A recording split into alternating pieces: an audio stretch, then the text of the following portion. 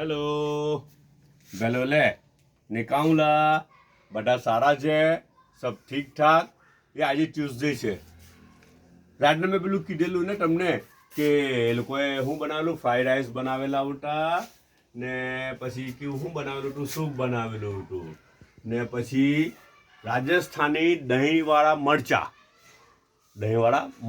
એટલે એની સબ્જી બનાવેલી એની શાક મરચાંનું શાક તો પછી મેં તમને રાતના કીધું ને ઘરવાળા કે હવે કીધું તો એમ કે બતાવો એમ કે કીધું તો પછી હવે તારે બતાવવું પડે એમ કે બતાવો એમ કે ને એ લોકોને ફાવટું મળી ગયું તે બધું જ બચેલું હતું ને રાતનું બધું નાસ્તામાં મોકલી દીધું જુઓ તો આ છે ને આ રાજસ્થાની આ મરચાંની સબ્જી એને એટલે અચારની હે એ અચાર નથી સબ્જી જ છે હા ડાયરેક્ટ સબ્જીની જેમ ખાવાનું એટલું મસ્ત લાગે પેલા મીડિયમ સાઇઝના મરચાં હોય ને ટીનાથી રાતના બહુ બધું ખાધું મેં ને એ એટલું બધું ખાધું ને પાછી એસિડિટી બી નહીં થયેલા કંઈ સાચું કેમ કોણ દહીં આવે અંદર એટલા સારું કે હું ને આ રાઈસ આ ફ્રાઈડ રાઈસ ઉપર છે ને ઉપરથી અલગથી બેડું મૂકેલું છે ઓમલેટ જેવું બનાવીને ચાઇના હાથે મિક્સ કરીને ખાવ ને આ તો છે ને આજે બેડાનું ખાસું બધું ટાઈપ છે બેડું બધા ખાસી વસ્તુમાં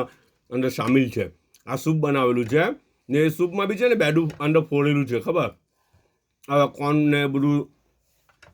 મિક્સ કરીને એનાથી સૂપ બનાવે અચ્છા બીજું બધું તો મને બહુ ખબર નથી કે કેવી રીતના બનાવે પાછા ઇન્શાલ્લાહ મળું ચાયનો 1 કપ છે ઓકે બધા પોતાનો ખ્યાલ કરજો